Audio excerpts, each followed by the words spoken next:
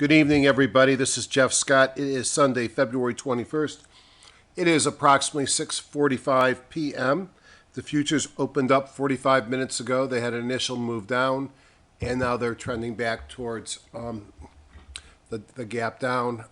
It's early, and the move thus far is modest. The S&Ps are down 4.5. Nasdaq futures are down 10. Russell futures are down 2. And about 20 on the Dow future. So I would say still flat compared to Friday, and that will not be at all influencing my discussion tonight. That discussion, I think, is sort of an interesting time in the market, and I titled tonight, Does Support Turn to Resistance? My email address is there. I respond to most emails when I get them, or soon thereafter. Disclaimer, this is for education purposes only. Any recommendations are in the spirit of education, not investment advice. I am a doctor, not a broker. I am not affiliated with any software vendor or trading company. The tools demonstrate those that I use in my daily trading, and I have paid for everything that I demonstrate. Trading involves risk, and you alone are solely responsible for any investment decisions that you make. I want to just call out that I do this as an unpaid volunteer. I like to teach, and I like to trade, and I've been doing both for a long time. And it's just an opportunity to do two things I like together. But any decisions you make are your own decisions, and you and only you are responsible. I have taken multiple different schools of training, and my two favorite are the Cancelim approach, which is O'Neill's books, Morales and Catcher Upgrades and Modernized, and Ian Woodward and Ron Brown built upon them electronically and added other great tools. And then friend, mentor, teacher, trader, John Person, written a number of great books. He's got some very reproducible and interesting signals that I follow and I find very useful in my trading. Add a little Van Tharp for position size and money management. And this here's my buddy George Lee. We'll be speaking together, George and I, in the first weekend in March in Orange County. I have a lot of programs. I try to remember to turn off my desktop because I don't want to talk about which programs I like and which I don't. Just suffice it to say that these are the ones that I use. I need a real-time trading platform, of which I use TradeStation and or Thinkorswim. I use Genesis because I like some of the charting, and when I trade futures, it's my favorite platform. And then for analysis, I use HGSI and EdgeRater. I pick my seasonality program, and I use a number of websites. I will tell you that this is about the anniversary a year ago when the old Magenta Trader went down, and in its place got a web-based HTML5 version, which continues to improve, but I think still has a ways to go. And Seasonality Trader, which is basically a repurposing of the old Magenta Trader. Best Choice software has been around the block for a few times. What's interesting is that there's new ownership at Best Choice, and that will lead, I've been told, to some improvements in the user interface. Best Choice has always been a great product. It just seemed to be getting old. The other nice thing is that having three programs fighting for each of our attention causes each of them to improve. So we win from that as well. On Friday, this is what the market looked like. Very quick look-see.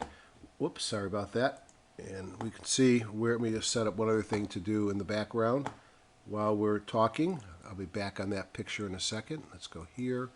Symbol lists, upgrade them. In case I want to go to EdgeRater, this is not my usual computer. I only use this computer on the weekends when I do my videos. So right before I do my video, I have to update it. All right, so regional banks, more than the big banks, more than the insurers, showed some strength in broker-dealers, some technology, consumer staples, biotech starting to show a little bit of movement. Airlines were very strong. Interesting news article this weekend mentioning how the airlines, the mainline airlines are making so much money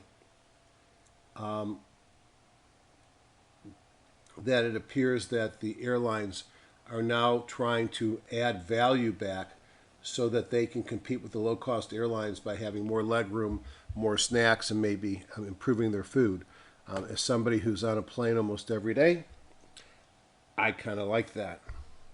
And then social media showed some strength last week.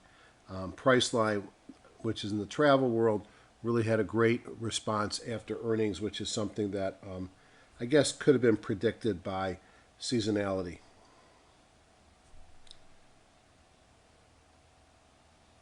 It's interesting. I just opened up Barron's on my iPad to see if there's anything on the front.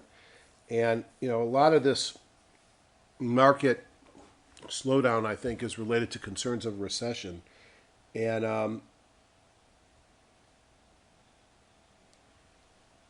one of the comments on the cover is, what recession? GDP set to grow 3%. Here's the major markets in Thinkorswim: ES, NQs, YMs, TFs, the VIX, and the dollar.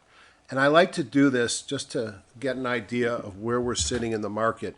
Now, on each of these charts, the red is the 200-day moving average, the yellow is the 50, and the 17 is the green is the 17. Those are simples. This is a 1,000 daily moving average, and then this is just a trend line that was broken.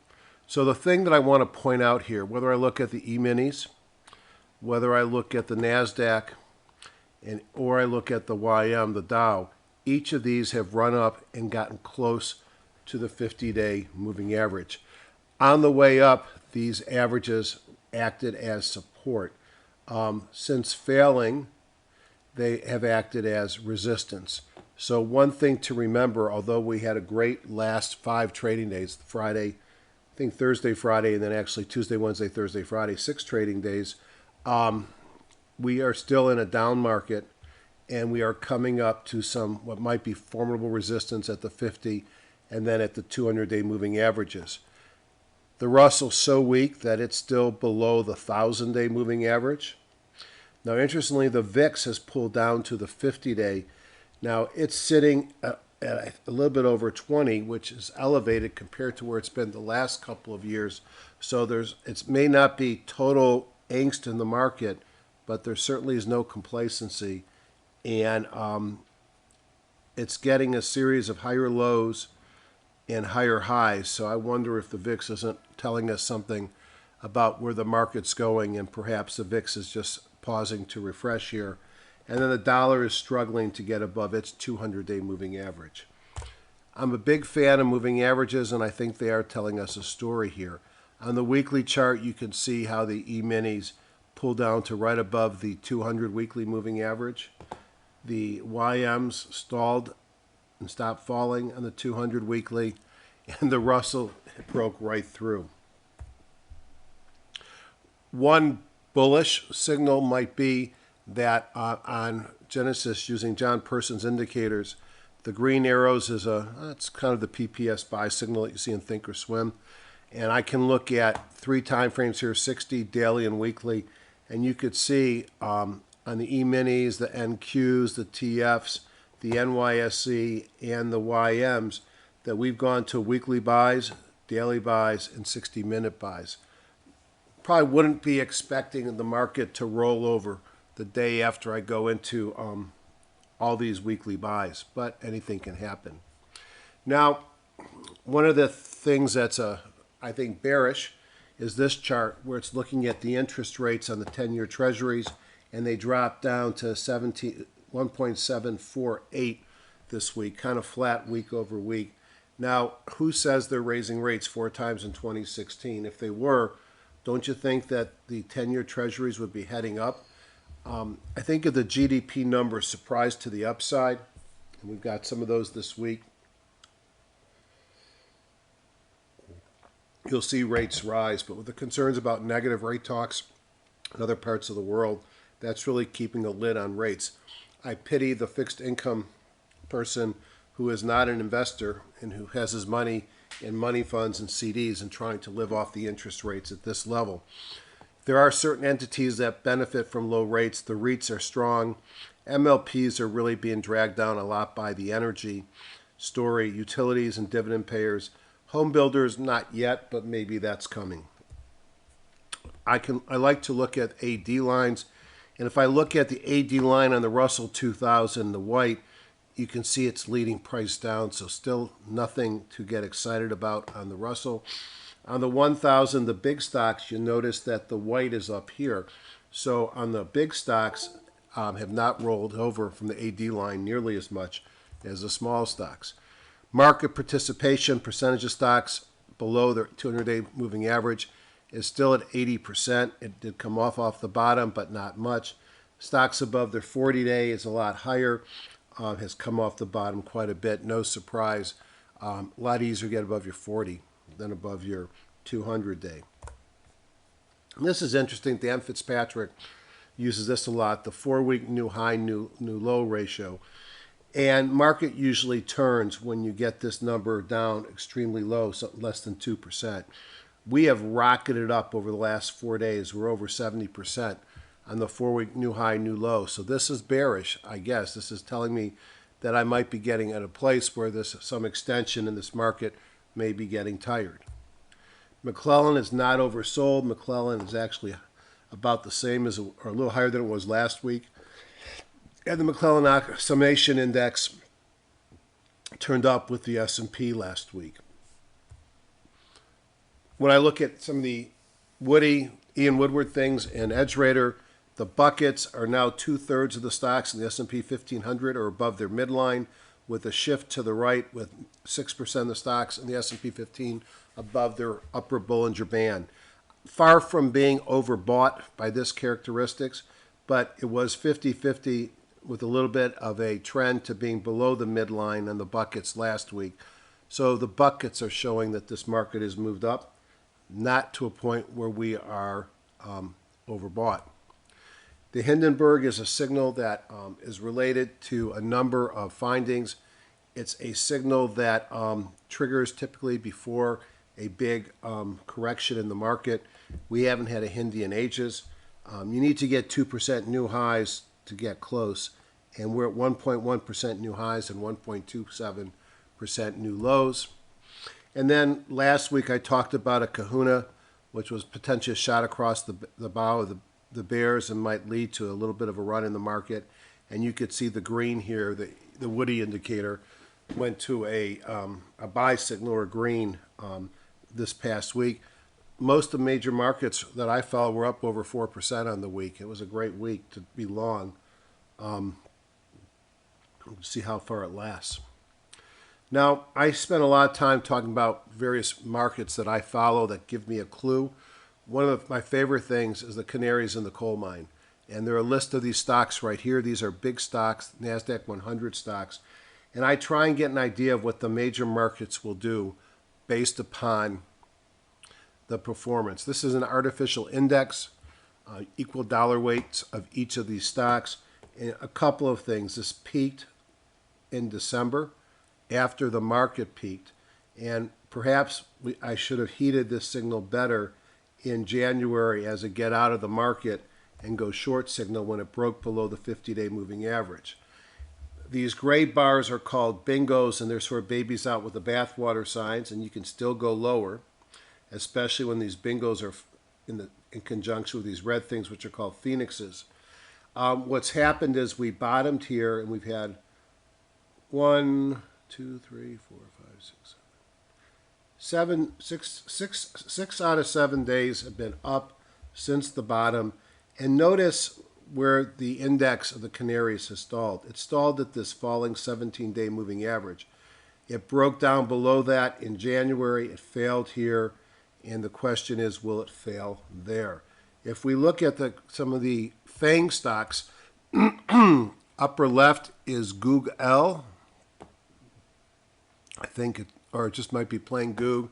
And you could see Google, despite a big move up on earnings, has broken below the 50, sort of at the 17, in between the 50 and the 200. Really could go either way.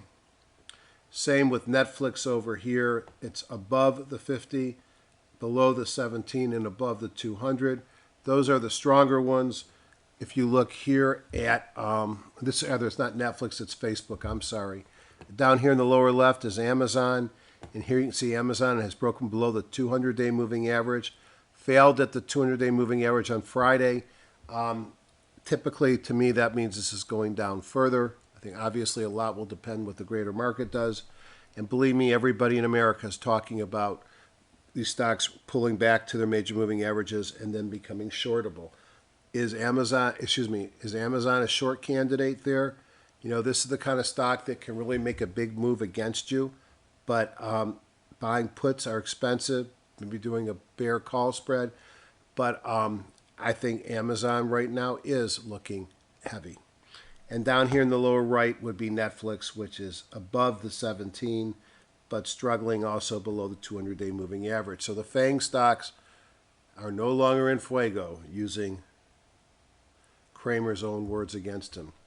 Lowry, selling pressure still far above buying pressure, which continues to tell me that there's no reason to go uber long in this market. So my thoughts, the holiday shortened week was the strongest of the year. Many leading stocks had moved of 3 to 4% or higher. Many of these stocks have moved to short-term areas of resistance at downtrending major moving averages, a la Amazon. Ian always told us to take the high, low, and the middle road scenario. So my low scenario is we fail here and retest recent lows before, and I can't spell, by the way, we move back up. I think that's the most likely scenario. Scenario number 2 is we keep going and test at the 200-day moving average and fail, and then pull back before we move further higher. And scenario number 3 is we just keep on moving, and the market just goes higher and higher. From here, I highly doubt that, but anything can happen. I suspect the answer is between the first 2 scenarios. Either we fail here or we rally up to that 200 or close to the 200 before we roll over. Now, I brought back this is something that Paul Duncan presented at his GGT webinar a week ago. And he asked which of this is today, which is versus a prior. One of these is 2008. One of these is today. And it's only through last week. So there's been a bounce since then. And so I looked at it, I said, I think 2008 was up here because they had a double top, and here we didn't get all the way back to the top. So I would have voted that 2008 was A. More important is what happened next. So A was 2008. Here it is. And the important thing is, in 2008, we did rally up to that 200-day moving average. On this chart, the yellow is the 50, so we did pull up to the 200, but that wasn't an all clear over here. What that was an opportunity to get out of your long positions you were stuck in and go short the market. So where are we on our pattern? I think we're still over here. I have to take the market as what it gives me. I have to look at it at the open before I tell you what I think. I have to watch it. I have to watch the indexes. So what I think will change. But right now, I think we're here. And I think we've retested and we're going back down.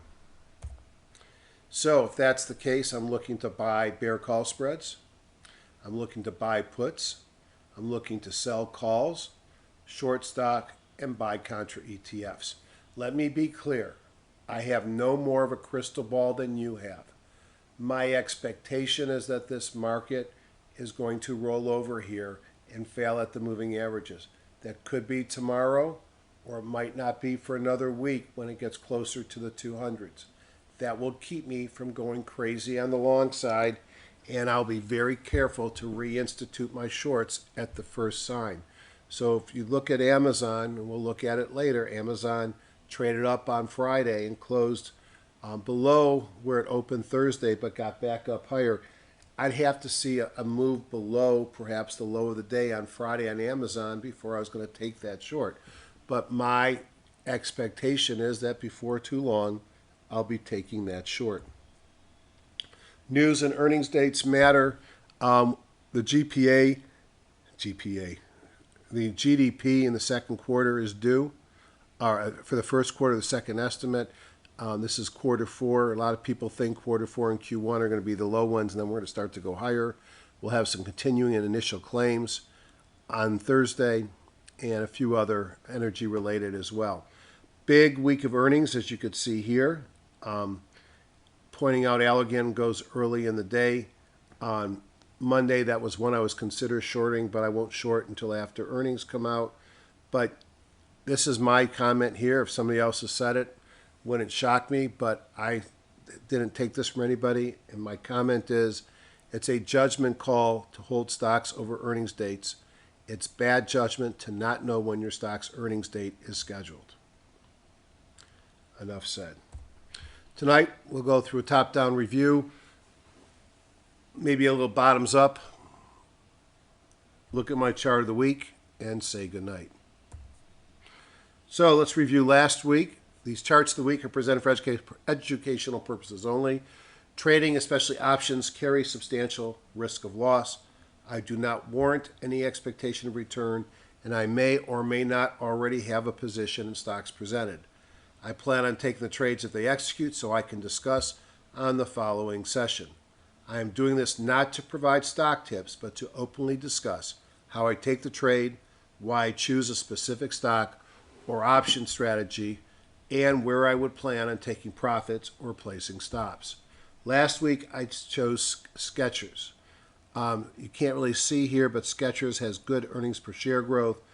Everything turned green except for the weekly Bongo that says it's still in a long-term downtrend, which it's been since September.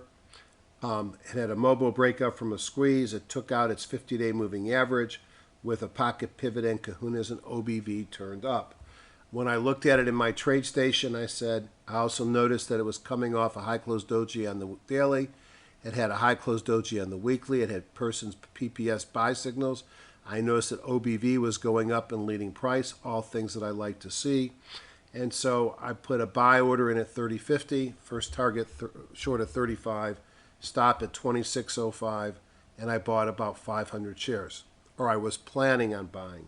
Now I also talked about there are other trades. So the trade I took was I bought a call at 30, sold a put at 30, had a small debit because it was over 31 when I bought it. And my hope is to eventually close out the put at a win and have paid for the call by the profits on the put. Where are we at right now? We traded up and I got filled on Tuesday. Let's see if I can get my days right. Friday, Thursday, Wednesday, on Tuesday, and I'm up a few pennies. Now, I'm up more money than I would be if I owned the stock or just a long call because there's premium decay on that short put. So that's add to me being up. Now, a lot of people are uncomfortable buying options, and I'm not going to teach how to buy options. But what I wanted to point out on the left is if I bought the stock. What that tells me, I make money if the stock goes up, I'm in the red, or lose money if it goes down. The trade that I did, which involved me selling a put and buying a call, has exactly the same performance metrics. And sometimes I get money in the pocket when I do this synthetic. So we'll come back to the next week's chart of the week, which unusually is a bear, which may mean the market's going up because maybe I'm just totally crazy. Let's take a look at some of my favorite things in TradeStation.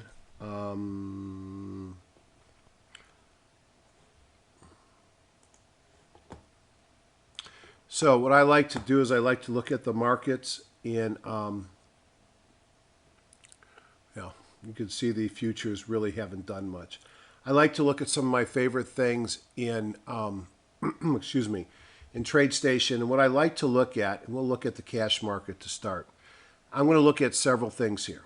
I'm going to look at the last green or red arrow. These are person buy signals, daily, weekly, and monthly, to give me a sense of what is the status of the markets over the longer term. I'm going to look at the color of the bar that uses something called the Elder Impulse Indicator. I use it as a filter. That's how it was taught to me by Elder. If it's green, I can buy or I can hold. If it's red, I could short or I could hold. And if it's blue, it's up. I can make my own call. And that kind of gives me a second view on what the market's doing. I'm going to look at these green dots and know that those are an indication of a divergence. For example, is this a lower low where my arrowhead is compared to back here? Absolutely. Notice the MACD barely goes negative here, while it's much deeper negative here. So that is a MACD divergence, and those green dots are pointing them out. Up here, we had a higher high, but really compared to back here did not make a higher high on the MACD, and that was a bearish MACD divergence suggesting the market was going to go down. I'm going to ignore everything else here for brevity's sake. Nasdaq, green with a daily buy after some MACD divergence. So the Nasdaq looks really great on the cash markets. On the daily, the weekly and the monthly are still sell signals, although it did turn blue on the weekly. The Dow, buy signal here, green, weekly and monthly sell signals. The way that John's indicators are calculated are a little different, and so the weeklies haven't turned yet on TradeStation versus Trade Navigator. If I look at the S&P 500, I see, let me see what I do see here. All right, so I see we're still in a sell signal on the S&P. I think we're in a buy signal. I just think I got a feeling it's below that. Let's see if there's a way for me to find that. Hold on. I'm pretty certain that's sitting there underneath. Let me look at it on the ENS. Yeah, it was off. So there is, the S&P is in a buy signal on the daily. Notice it had MACD convergence or positive divergence here on the weekly. Hasn't turned. Sorry about that. All right, so that takes care of the Nasdaq, the Dow, the S&P. And let's look at the Russell using the IWM. Same pattern in a buy signal in green on the daily. MACD divergences on the weekly, but not yet converted in the person signal on the weekly. E-mini has not yet converted here. The NQs, I'm looking at the weekly, and the TFs. All right. As I said, the weeklies for each of these have turned from on the Genesis platform. Very quickly, let's see if we can see where the strength is on the sectors. Materials, buy daily, weekly, and blue on the monthly. Materials really had a big week and are strong. Energy also had a good week, gave up some at the end of the week, and you can see the MACD divergence, which is profound. I point out that MACD divergences can go on for a long time before the change in price. It's just something to look at and to note. Financials also had a buy signal this week, still in a weekly and monthly sell. Industrials, buy signal daily and weekly. Technology, buy signal daily, weekly, and monthly sells. Staples, buy signal daily, weekly, and monthly. So staples are the only ones that are buy signal on 3 time frames. Sorry about that. My wife will be getting shortly. Utilities, buy signal daily, weekly, and monthly. So utilities join staples. And these are probably considered some defensive plays. Healthcare doesn't look as strong as the others, does it? It did go to green this week with a buy signal, but it's in clear sells on the monthly and on the weekly. And then discretionary, also a nice buy signal here, but in monthly and weekly sell signals. So staples, materials, I guess is where it's at with a little bit of energy. Energy is sort of volatile. Futures are heading back towards break even. As I said when I started, I wasn't going to pay much attention. They weren't going to influence this discussion. So now I've got a good sense in my mind how the market's doing, and how it ended the week. I'm going to open up my warehouse view, and I'm going to go into user groups. I'm going to go down to Woodward and Brown. I'm going to look at Major Markets Plus. I like hereabouts price and volume, so top-down T1 view. It gives a heavy weight to Friday, some weight to the last 5, and just a little bit of weight to the last 3. Sort by raw combo and see the strength of this market was in mid and small caps this week. Transports continuing to have a nice move, led by airlines. Truckers were okay. Trains still lagging. Gasoline, volatility in the dollar, and oil, silver, gold are at the bottom. So perhaps since some of those, especially volatility and the miners, were leading over the last several weeks, as the market had a good week, they fell off.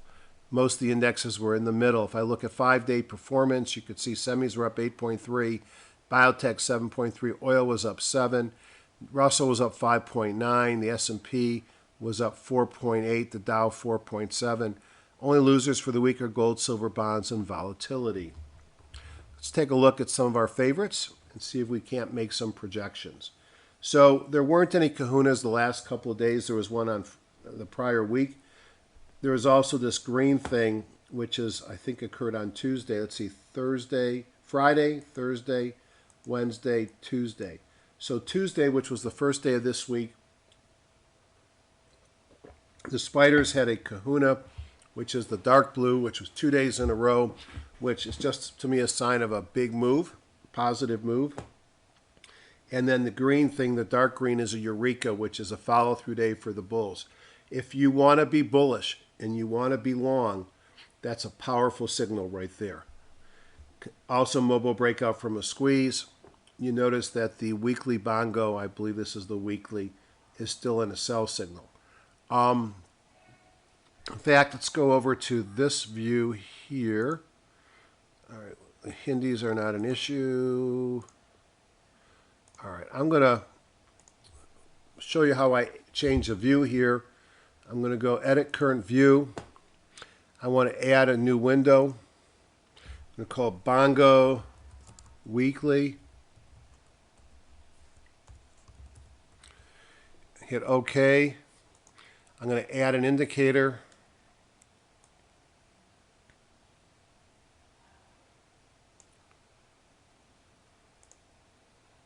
Hit OK. This is weekly. Hit OK. So even on a daily chart, this is going to show only the weekly. Now I'm going to add a daily Bongo. And hit new window. Bongo daily. And I like having the weekly on top.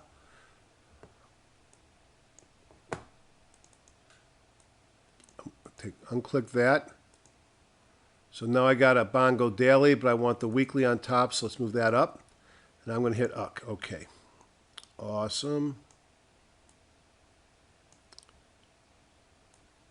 So the Bongo is a timing mechanism that I developed with a number of other folks a few years ago. And it's really designed, as far as the weekly is, it gets you out a little late and in a little late, but it keeps you out of the market for most of the downturn. And it has been, over a long period of time, a great indicator of looking to be in or out of the market. So for example, and we're only looking at the top bar, which is the weekly, had I sold out of the market when it went red over here, I would have gotten out of the market at the end of that week at about 2080 or so. And I would have missed the majority of this 200 cents downtrend. Not at the top, but pretty darn close. Now, frankly, it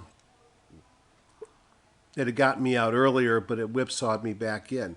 I would have missed this entire pullback and gotten back in the market somewhere around here, and then gotten back out as the market rolled over, and I'd still be out of the market. So the whole intent is to avoid some of these big pullbacks. Now, if you're looking for retracements in a downtrend, you would look for a heavy downtrend, and when the Bongo daily goes green, it's telling you that the market's actually pulling back up in the setting of a downtrend.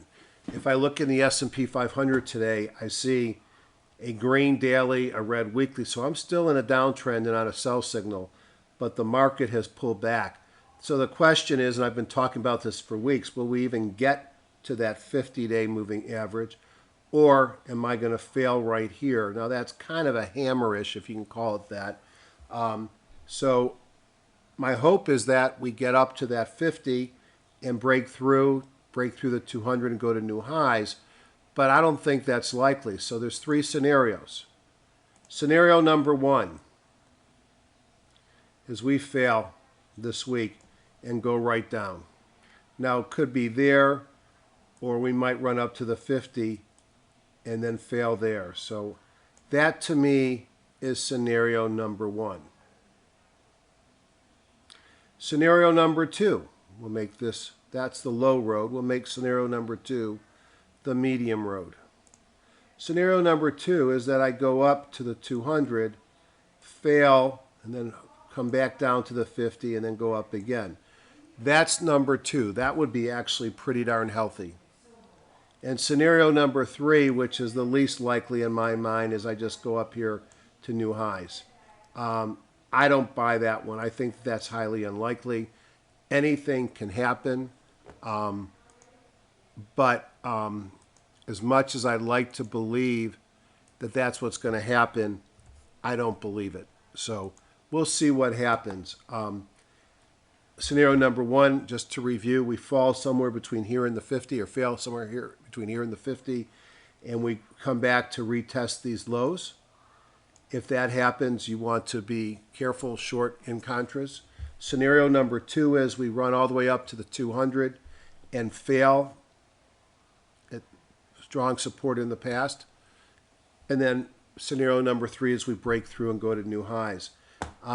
I hope we get the blue scenario, because if I can break above that 50, retest after failing at the 200 and then breaking through, to me, that's the best scenario we can get. I doubt we go right up off the bottom. So enough said. That's how I have to then think about this market. Is right now I'm concerned about one, I'm not going to add up on my longs. I'm going to have a short shopping list and a Contra ETF list, but I'm not going to pull the triggers until I demonstrate that I'm trading down. That's the S&P. The Dow Jones Industrials looks the same. Got to get up here. The Nasdaq Composite, it's above the 17, but will it even get to the 50 before it fails? And before I go, look at how beautiful this recovery was. It got through the 17. One day it crossed the 200 and the 50, and it stalled and went right back down to retest. I mean, that's what I expect to have happening here. All right. Back here, we ran up, we failed, we came back down and had a failed retest and went lower. That's what I expect. And then the Russell 2000, because I expect it doesn't mean I'm not prepared for myself to be wrong. Just ask my wife. I've been wrong many times this weekend, in fact. Same thing, the Russell, down near the bottom. Be nice to see if it can rally up to the 50. I think we could get a few more days. I'm not convinced this market's going to roll over tomorrow. It may, but before I go really long and I start believing in this market, I really have to see, getting closer to the 50, breaking the 50, or ultimately breaking the 200 before I want to believe we're out of this junk. All right, what else do I care about? I care about the dollar. I think we're going to see the dollar is just struggling to get above its 200-day moving average. That's probably supportive of the market right now. And you could see the dollar's also in a Bongo downtrend. If I look at the VIX, VIX is not where it was before. The VIX is, I guess you could say that the VIX is showing evidence of a new trend.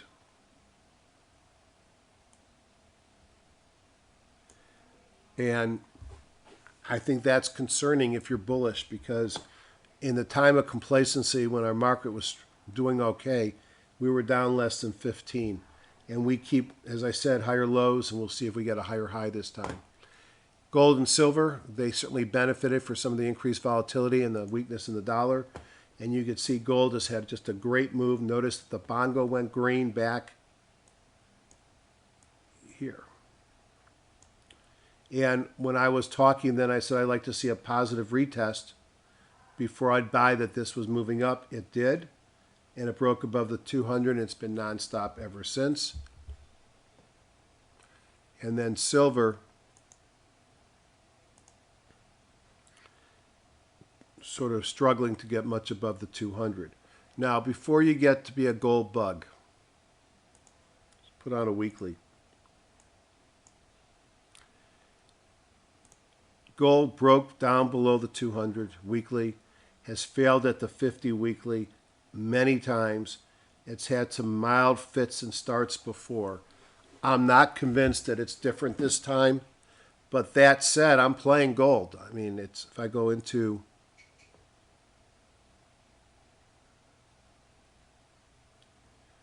just add that here. Insert blank row. Can't remember if I get gold here or not. I do. Okay, if I look at gold, gold went buy on John's signal at 5 p.m. on January 20th.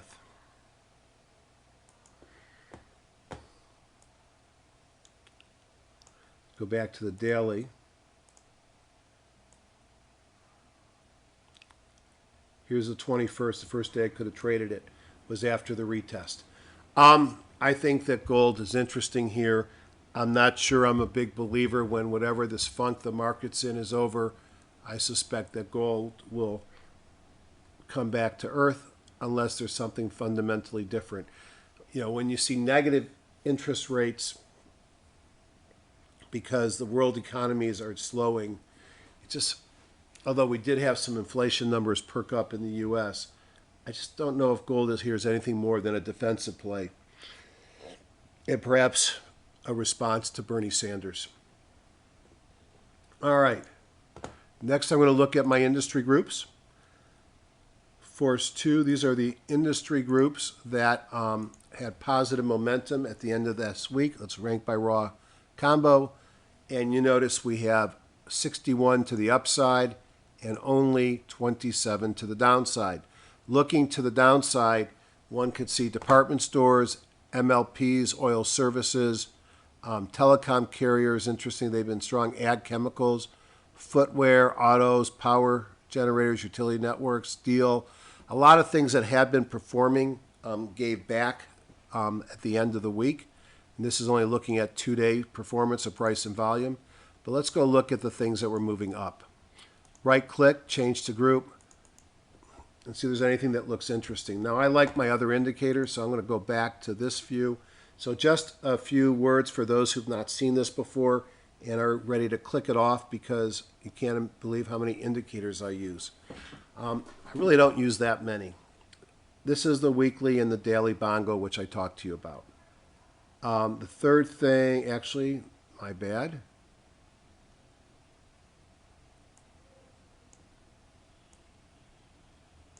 Weekly and daily Bongo. Accumulation distribution is that dark green, strong accumulation. These are the 13-day and the 2-force index from Elder. This here is the high jump bar. When I get to the top of the range, it tells me that I'm very extended. In a stock that's just breaking out of a long downturn, I would ignore that. This hard gray line here is the industry group. You could see the group's doing better, but it's been weak since June. This here is the relative strength versus the S&P. I like to buy things who are outperforming their index, or the S&P index in this case. I like to short things that are underperforming. Probably won't talk much about that, so I'm going to make it a little smaller. This bar here is pocket pivots, the upside in blue to the downside in red. The more powerful, the darker color. Those are from Morales and Catcher. This here is looking at OBV versus its moving average in the red dashes. The greens are phoenixes, are eurekas, the red are phoenixes in that window. And these are calculated only on the NYSE. So what you see here is on the NYSE, not on the individual instrument. And it's a sign of strength in the market. And then you have volume. Up here, it tells me next earnings date is not for 3 months. If I go to more info from the web and go to FinViz, for example, I can come down here and see quarterly dividend, earnings analysis. So they must have had earnings come out. No? So is it just a dividend? Market research. I can come and look at the news and try and get an explanation. It's not earnings related, but CA, breakout above the 200, everything is green, a pocket pivot, lots of volume, OBV is leading price. This is one that I'd want to look at, so I would put it on my buy list. And this is how I basically go through the market to build a possible list of stocks to buy. What I don't like about it is its falling earnings per share growth, has a small dividend, CA Inc. Splunk, big downtrend, nothing exciting to me. Weekly Bongo's red. It must have had a nice move in the last 2 days. FireEye, no. Oracle, a little bit more interesting. It's broke above the 50. Kind of looks like the Nasdaq and the Russell, all green up here. Minimal earnings per share growth. VMware, ServiceNow. So why this group makes it to the top? It's purely 2-day performance and the volume, which is how you get force. Force, to say it more clearly, is plotting price times volume, or change in price times volume, and then taking a 2-day exponential and a 13-day exponential moving average. I am plotting here based upon 2-day force, so I'm really looking at what's happened in a very short period of time. The next group, Semiconductor Devices. Remember, the SOX was up big during the week. NVIDIA, an old name, had a great week, broke out above the 50. This is what I want to see the market do, and held. Not much in the way of near-term earnings per share growth, but kicking up the second quarter, pays a small dividend, couple of Kahunas, a pocket pivot, mostly green there. I'm going to put this on my watch list, and I'll be watching it this week. Qualcomm, below the 200, I'll skip it. Skyworks, beat up. Lattice Semiconductor, it's a cheap stock. Avgo, AVGO, I don't know if it's a buy or if this is a short. The earnings per share growth have clearly come down, despite the fact that the revenue, perhaps some of that's accelerated because of the Broadcom acquisition. It's struggling to get above its 50.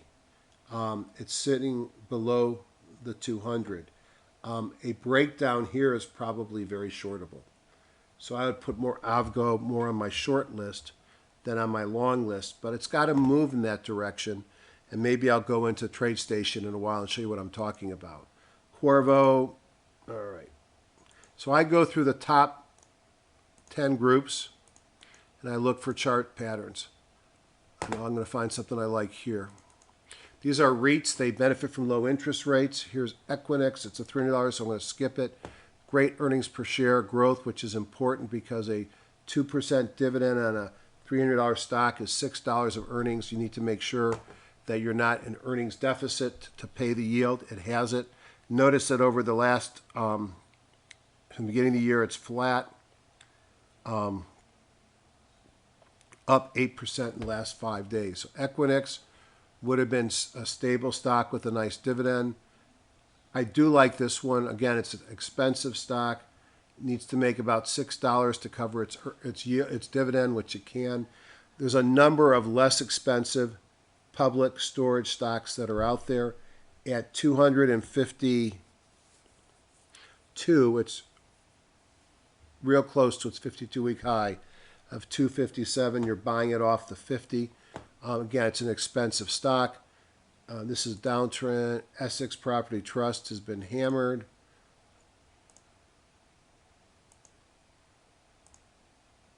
Here's a less expensive storage stock. Not as strong. It's below the 50. Good earnings per share growth, pays a 2.7. So here, CubeSmart is another. These were leaders that got hammered. you might find some place to, I don't know, Digital Reality Trust, kind of like Cone that we had to buy at one point. This is another beautiful chart. 52-week high is 82. It's right below. It's at its 52-week high. Everything is green. Pays a 4.2% dividend. Great earnings per share growth. I like this one a lot as well. So REITs in a low interest rate environment look interesting. Application software. Activision's, maybe had a big day on Friday, but it's in a pretty robust downtrend. Workaday. I'm looking for things that are in uptrends or have had substantial changes in their character to the upside. Mentor Graphics, this is what I call substantial change to the upside. Sold off hard, going sideways, big move on Friday. Notice the weekly Bongo turned green. I'm going to throw this into my buy watch as well. This would be bottom fishing, which is not growth stock investing. Internet media. Facebook. As we talked about before, it's struggling here at the 50. It's one of the better looking of the Fang Stocks. Came off of its highs that it saw during post-earnings. Now, in hindsight, pretty obvious top right here. Let's go back into TradeStation.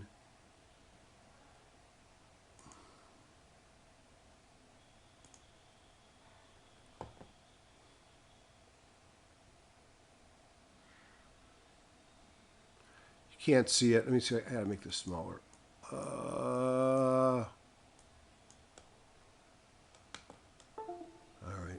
You have to just trust me on this, but there's a sell signal that came in right up here on the day after the peak on John's indicators. This is also a low close doji. Let me stick Facebook in here.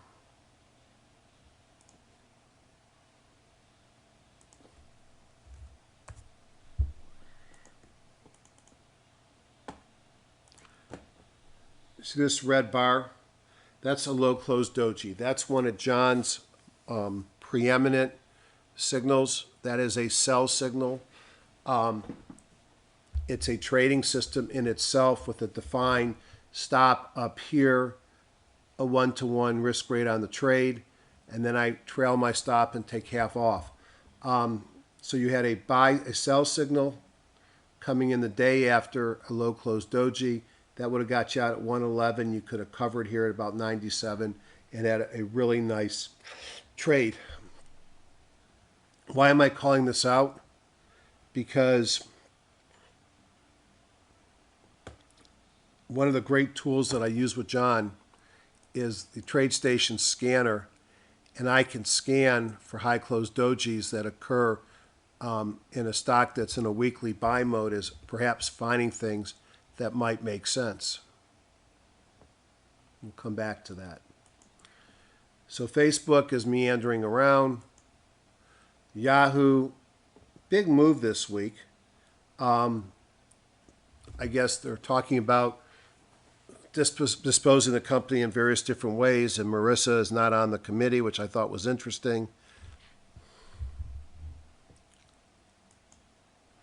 Baidu, move off the bottom. All these things are in downtrends, and all of them I'd have to be suspicious of until this market declares itself.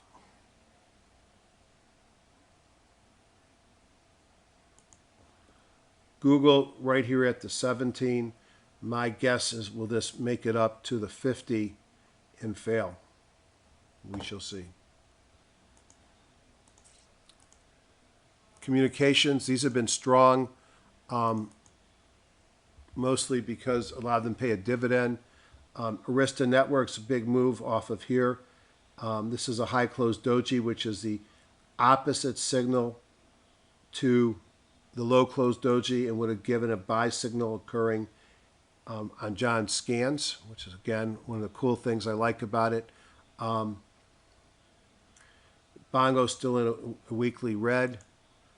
Cisco, Juniper, I don't see anything here that's going to jump up. Rovi's been a huge leader. Don't know anything about what Rovi does. I thought they made those Angry Birds games, but obviously I must be wrong. Used to be Macrovision. Okay. So I think they actually bought Rovi and then kept their name. I wish there were more stocks with patterns like this.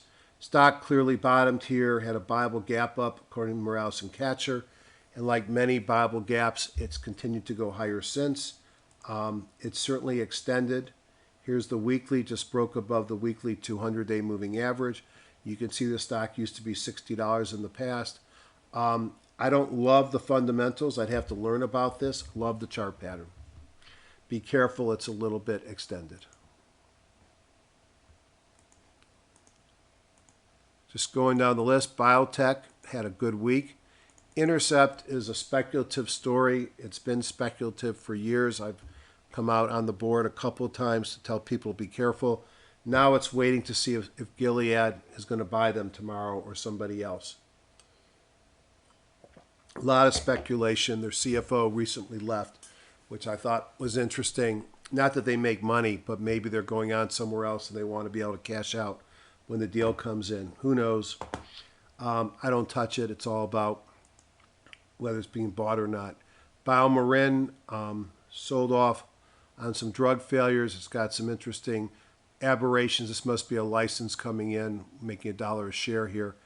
But in a downtrend, hard for me to get excited about BioMarin.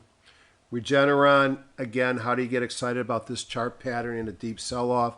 Historically, it's a great company with a great story, but hard for me to buy these. You know, if I start to see some Kahunas and PPS Buy Signals, HCDs, I'll reconsider. Don't know anything about Prothena, kind of a tall bar here. And there's a name for that. Let's see if I can remember. Yes, it's a bullish engulfing, but there's another name for when you take out so many bars like that, such a belt hold day. And that's a reversal candle, pocket pivots. Doesn't make any money, hard to get me that excited. Boy, this is a group that's been hammered. This one's interesting. I'm not saying to buy it, but they came out with some data this past week with a story about a hepatitis drug that, when added to the other combinations, may allow therapies to be much shorter. Much shorter therapies equal less side effects and much cheaper for the person paying for them. And that might be something interesting to watch. So even though Biotech had a good week, I don't see anything there that I really want to jump up and buy. Specialty pharma. Again, these things have been beaten up hard. I looked at them last week, I think. Don't know much about Aerie Pharma, but you know, these are all trashed chart patterns. We did talk about NHTC last week as one I was interested in. Notice it pulled up to its 200 and failed. It would have to get above that 200 for me to be a believer. Word, I don't necessarily trust these two earnings projections, although Marcus Smith said the same thing. It just doesn't make sense to see this kind of numbers here and then show 2 zeros. I think that's more that we don't have that information, so don't be surprised. But a break above that 200, that Bongo going green, that might make me interested. These are all bottom fishers. Some of these bottom fishers are really going to work. I can't tell you which one, and this was after a big week for Biotech. Airlines, my favorite stock I own is Hawaiian Airlines, which is number 6. Take a real quick look. United's in the big index, trying to get above that 200, a break above that. Everything is green here. Makes earnings, but negative earnings growth. Pays a PE of 4.5, no dividend. OBV turned up a couple of kahunas. You probably should be owning some airlines. Here's Delta. I have a big position in Delta. Similar chart pattern. I like to see it break above the 50. Southwest, struggling to get above the 200. American, nice move last week. These have all had a nice move. All of them have been in short-term downtrends. Here's Hawaiian. This to me is the best looking chart I've shown you today. At prior new highs in January or December rather. OBV heading up. You can see the industry group heading up. Everything is green. Let's look at this on a weekly chart. It is a choppy chart, but there's no question it's a lower left to upper right pattern. And if I look at the 52-week low of 18, 52-week high at 40, it's basically went up to 40.08 cents on Friday, touching its 52 or nearly touching its 52-week high. Great earnings per share growth. I have a big position here for a reason. I've been in this for a while. And continuing down the list, beverages is kind of a defensive story. Keurig is being bought, so we don't look at that. Monster, pull back. Coke, potentially going to break out to new highs. I mean, I think of Coke as a stock that never does anything. Am I correct? Yeah, this is going back to 2012, where it's gone from 38 to 44. But it does pay a 3% dividend. So I guess if you want to protect your principal and take home a nice dividend, Coke's probably an interesting place to be looking at. Now, that's my top 10 groups. I'm going to move off of that. And but no one says you can't be looking at a lot more. Now, one of the nice things about HGSI, let me just limit this to stocks that I'd actually buy. So I want, you don't have it here yet. All right. So HGSI comes with 8,000 stocks. But when I put a filter on, I start to limit the number. In this case, I filtered it to 2.5 and 150,000 shares. There are a number of scans that are built in. I can either get them by looking at the smart groups, which is what we're going to do right now. And this is how I prospect. Smart groups, my name. This is one of my favorite groups. There's only 4 here, so we're going to look at it. This looks for stocks in an uptrend who pull back to the 50-day moving average and have a kahuna. Let's see what we find. Anything that looks worth buying. Is it in an uptrend? Absolutely. Is it sitting on the 50? Absolutely. Is it got a kahuna? Absolutely. Bongo weekly is still red, which is bad. Mobile breakout from a squeeze is good. Don't love the earnings per share growth, but this is where stocks usually take off from, so I'll probably stick this in a buy watch and watch it. Home Inns Hotel Group, I'm almost certain that this is a buyout in China. Stocks don't usually gap up like this and go sideways if they're not. West Pharmaceuticals, a little bit harder to see the uptrend, so let's step back to weekly. Clearly it's in an uptrend on the weekly. Pull back to the 50, big belt hold type day on Friday. We call that a high close doji, I think, if that met the doji terminology. Pocket pivot, kahuna, mobile breakout from a squeeze. Why didn't I make this my stock of the week? Let's take a look at this real quickly in my screener. And let's put WST in here.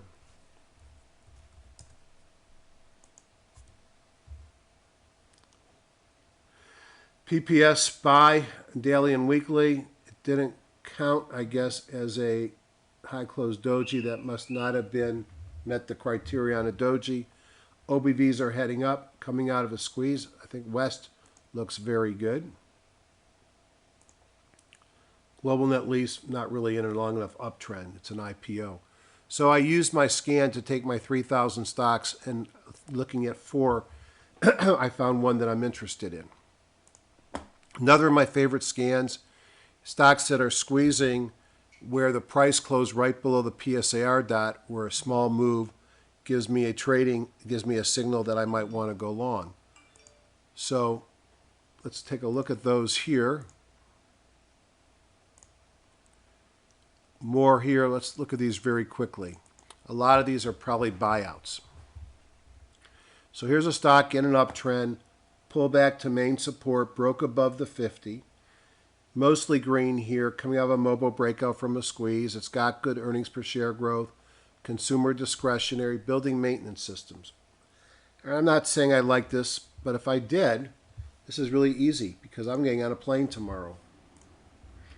We have internet. It's our own plane, so hopefully I'll be able to trade on it. But if I look at Friday, stock high was 34.91, closed at 34.74. That PSAR dot here is at 34.96. So I know there are people that use that as a trading system. So if I go a nickel, if I set my buy at 35 and a penny, and the market opens down tomorrow, I'm not going to get filled. So if it opens up, I have a chance of getting filled and making some money. Now I look at this long bar here, and the bottom of this bar on Friday was at about 34. So I could technically look to this bar here. The bottom of this is 33.94. Okay. And let's look at the moving averages. All right. I could set a stop at about 33.90, which means I'm taking below all these moving averages and below the lowest low in the past 4 days. I have a buy stop, which would only get me in if the stock took me out to the upside. I immediately have a sell stop, so I'm limiting my losses here to about 4%. And this is what I call my get on a plane trade. It's a safe trade to take based upon a chart pattern where I have a objective buy point, which is where that PSAR dot is.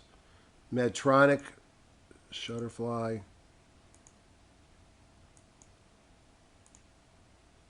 And so far, that's the only one of the group that comes out and hits me as something I want to buy. All right, so another scan that found a potential buy. The power of scanning is you can use your tools to do the work for you and narrow down the list of shopping that you have to take to find potential buys or sells. So in TradeStation, one of the things I love about TradeStation is the scanner. So I scan for a number of things. One of the things I like to scan for are John's buy signals occurring near support. Buy signal near pivot support when weekly is in a buy. So these would be 1, 2, 5 stocks. So they have to have a PPS buy signal and probably basing because the weekly is near some support. AMAG. This is a Biotech. It has a number of things here. I've got a new weekly buy signal sitting right on pivot support. That's interesting.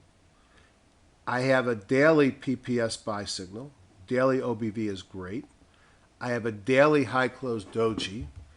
A lot to like on this chart. I'd like to see the weekly OBV moving more, but this is potential.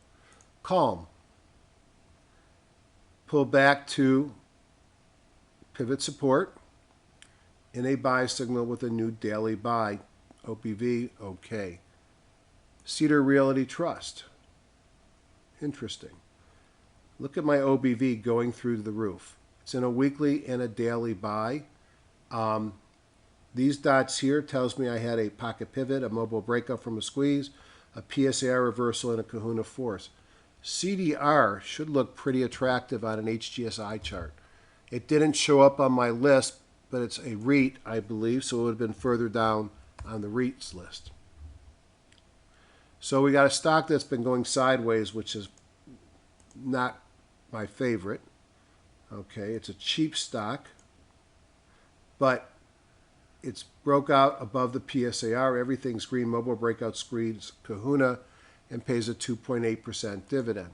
So this is why you scan. Now what makes this program so cool is I don't have an HGSI, unfortunately, John signals.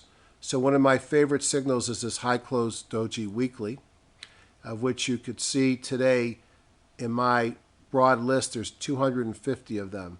You almost never see that many. This is an argument, since this is his most bullish signal that he has, that's an argument that this market's got some room to go higher.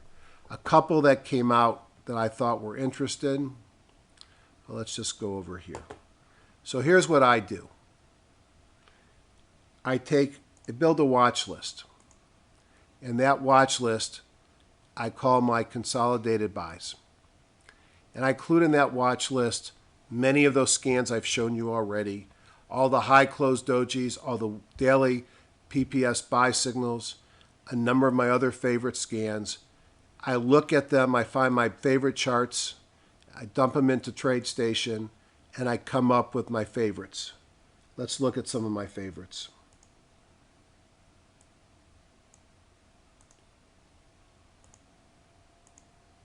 Here's my potential buys that I'm looking at for Monday.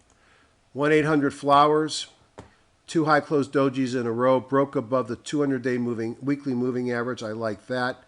OBV going through the roof with a PPS buy, weekly PPS buy daily. Lot to like here. Reversal candle on the monthly last in January. So I like 1-800 Flowers. Axiom.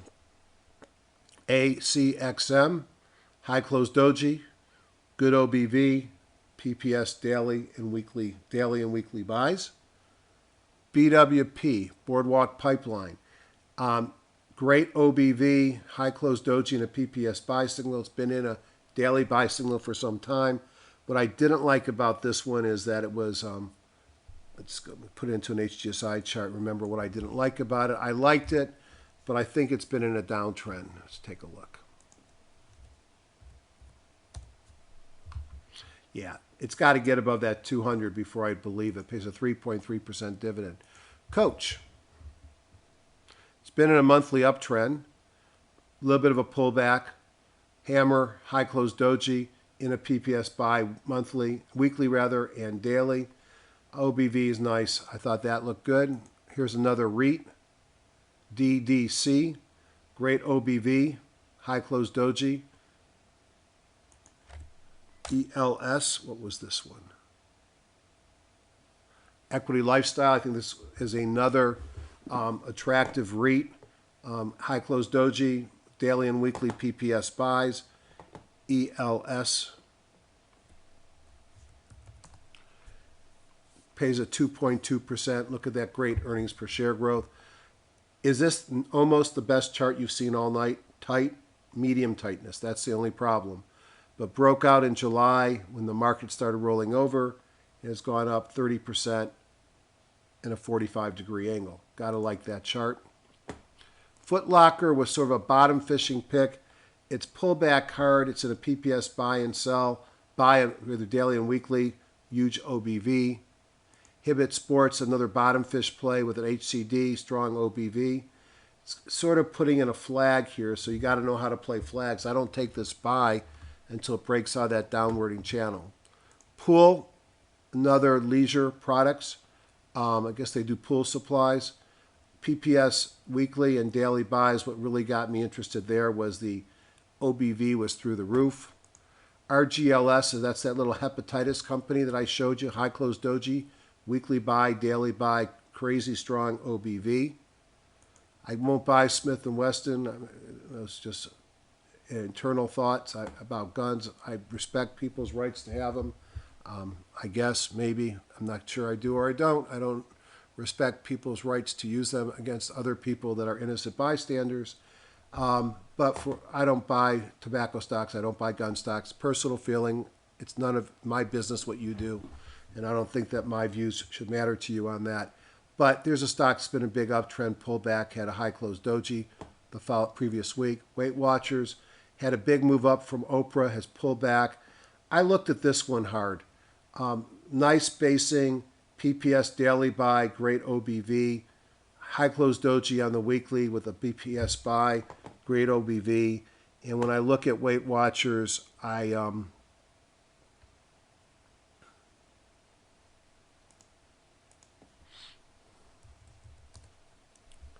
here was the Oprah effect. It's probably at a decent buy point. It was at a really good buy point Friday. I like to see it get above the 50. Maybe it runs back up in the mid-20s. Doesn't have a lot of earnings power. And then lastly, Nautilus as well. Now, I'm more concerned about the short side as well. as you can tell from my initials, so I'm not going to jump out and buy a lot of longs until this sorts it out. Let's look at a couple. So Amazon was one that I'm concerned about. Amazon right now is in a PPS daily buy. It's in a weekly sell, I believe. Let me see if I can make this. Yeah, it's still a weekly sell. Here it is at its 200-day moving average failing. I need more evidence. I need to take out this white line here, which is called last conditional change. And then I'm going to consider shorting Amazon if I get a daily sell signal. Notice in a monthly sell signal as well. Agrium looked interesting from a short perspective. It failed at the 200 and rolled over here. I'm still in a daily buy, so I have to wait for that to happen. But this is a stock in a downtrend, and when a downtrending stock pulls back into its moving averages and fails, it's a great thing to short. Look how the OBV is pulling it down. Chart of the week.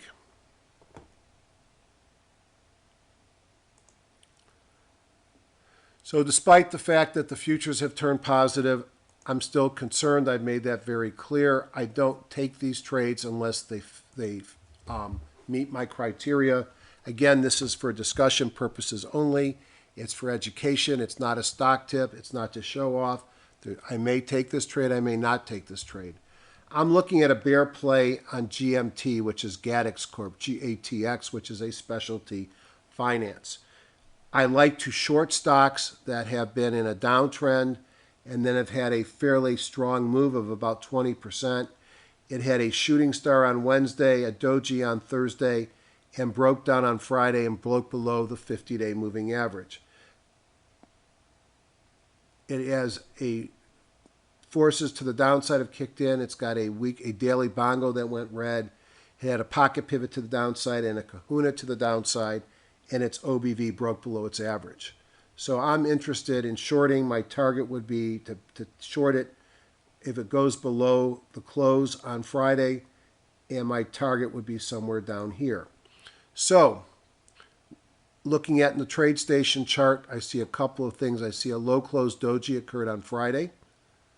Here's where my target is down here, my aggressive target.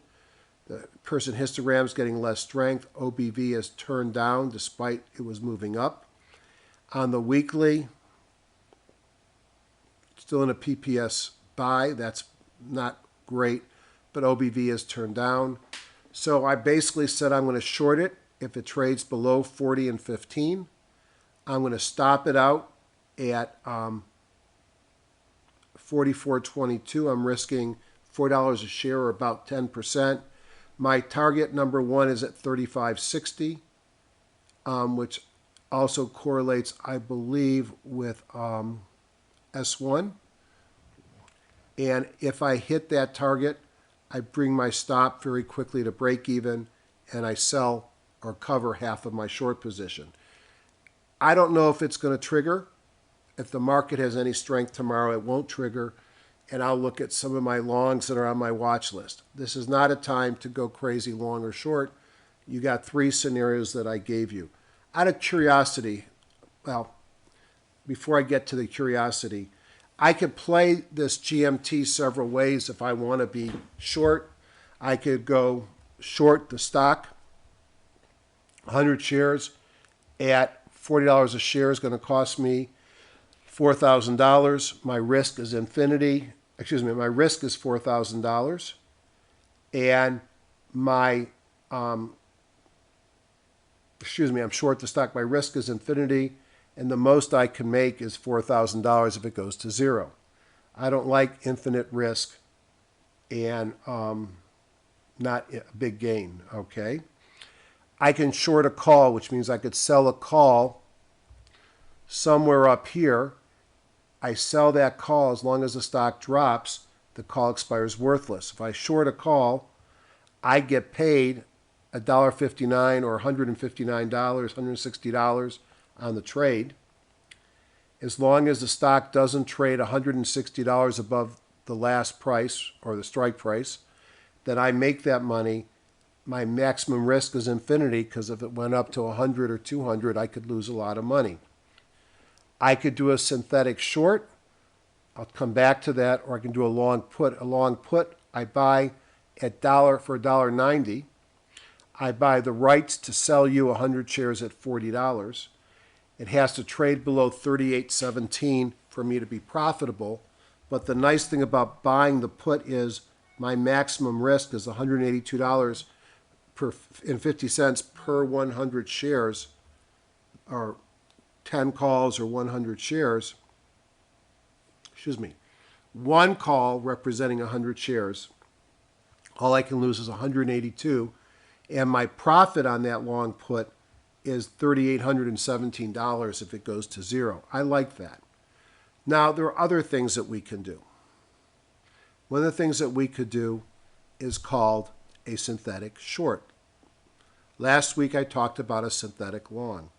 In this case, I would buy a call for $40 for $1.59, and I would sell a put at $40 for $1.90. So that means I'm going to put about $22.50 in my pocket for every share. That's kind of cool, and that's 100 shares to start. That can add up, can't it? The most I can gain on this is, it says $4,000. Right, because it's the same as shorting the stock where my maximum risk was $4,000. But I'm not, my maximum profits rather is the $4,000, the same as shorting the stock. My maximum risk is infinity. But if you look at this, it's the exact same pattern as shorting the stock. One of them I have to put about $4,000 out of pocket or margin risk because I'm shorting the stock. I have to have the cash. And on the other one, I'm getting paid money to take that risk. And in the long put, I don't have the big risk because the put just expires worthless, but I have to put money out of my pocket. So again, I'm looking at a synthetic play.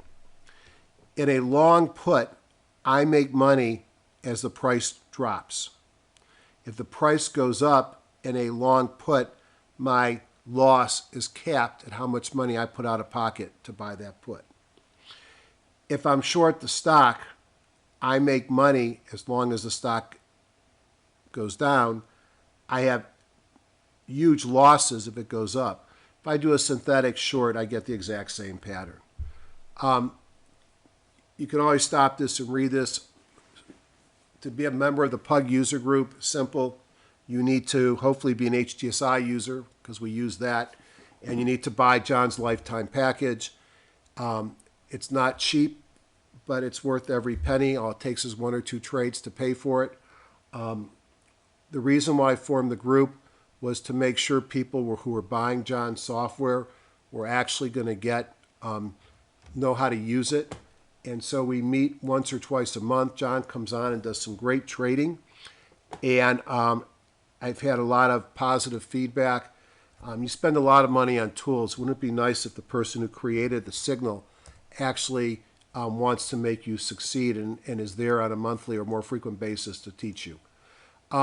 Seasonality is something that I have to look at before I take a trade. And if I look at short-term on Gaddix, this is probably why I won't do the trade. So this is that GMT. It's in an uptrend, although it seems to have broken out of the channel. All right, so I could say that this is the most latest channel. I don't like that. And the key thing here is we're about to go through some seasonality, strong period of time where 7 out of 10 years we're up. That's not to say that I don't have some short-term seasonality to the downside in the next couple of days. I sort of forgot to show you price line last week. That's my bad. But let me just show you price line. It's a hard one to play because it's such an expensive stock and the options are so expensive. So price line has obviously been in a downtrend for some time. And its earnings came out last week, I think on Wednesday. And it had a major pop after earnings. Now, George Lee and I talked earlier in the week, and I know what George's trade was. He was going to sell some out of the money puts and just keep the premium. I find that trade it's a high reward, a low risk trade. So I did do some of that, but I usually make money by buying calls and getting the appreciation. And this stock went up over $100, but the calls were so expensive, it was a tough trade to take. I wanted to show you last time because this is like Netflix is, just a high seasonality, 10 out of 10 years positive, 16.7%. Now I guess it's 11 out of 11. On that note, I think I'm going to say goodbye. I appreciate the feedback that some of you give me. These do take a lot of work, and you know I don't get paid, but I also don't ask to be paid, so I'm not complaining. You all have a great week. Market is now trading up a little bit. Looks like the Nasdaq's up 10, the S&P's up 4.5. Look, remember I gave you 3 scenarios. And let's just go back and finish on those 3 scenarios. This is how I am playing. Right now, to be honest and clear, I am net long this market. I'm not crazy long. I'm not margined. I'm not betting the farm. I'm not risking my retirement, but I'm net long. My expectation is, as we've talked about, 3 different scenarios. In green, the scenario that and we'll make this blue. Scenario number 1 is we run up to the 50 and we fail and come back down and retest. 1A is we just retest from this point. I still think, until proven otherwise, that is the most likely scenario. Now, sometimes you don't perfectly do that. You break through, it looks like you're stuttering, and then you come back down. That, I think, is a possibility. Number 2, we're going to do number 2 in gray. Number 2 is we gap up tomorrow and we trade all the way up over the next several trading days to that 200-day moving average, probably fail at that, and then if we're lucky, we come back some, retest at the 50, and go up to new highs. I consider that the healthy option because that's one that I'll have a chance to get in on because I'll buy that pullback to the 50. And the third and least likely scenario is that this market just goes right out to new highs right away. I think that's the least likely. So if I think it's either 1 or 2, I'm going to play that story. I'm going to be looking for a little bit more move up. You know, we're at, let's just open up a price box.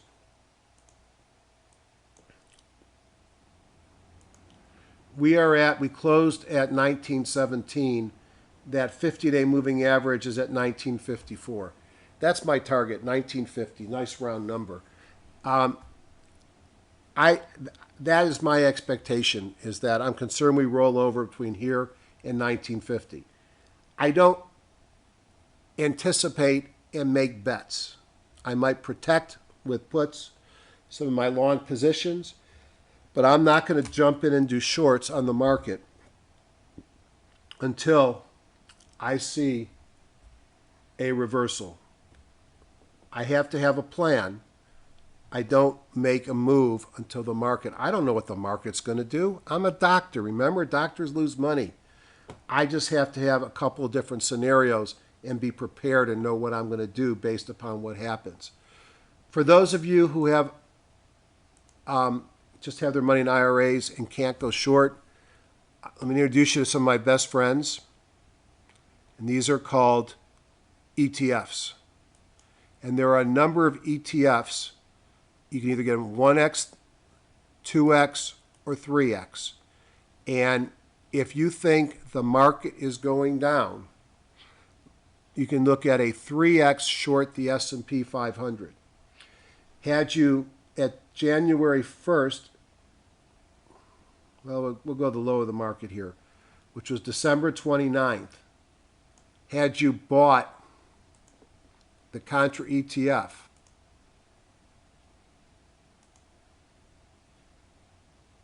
and sold it up here, you would have had a 50% move in 14 days. Okay? Go back to August. Remember August 24th? That lovely day? God only knows what this went from, but I bet it went from about here. So See if I can even do that from down here.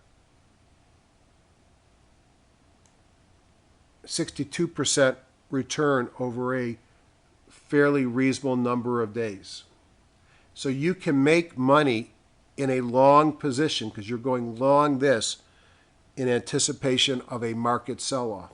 So get to know these, my friends here, the 1x, the 2x, and the 3x market long and shorts.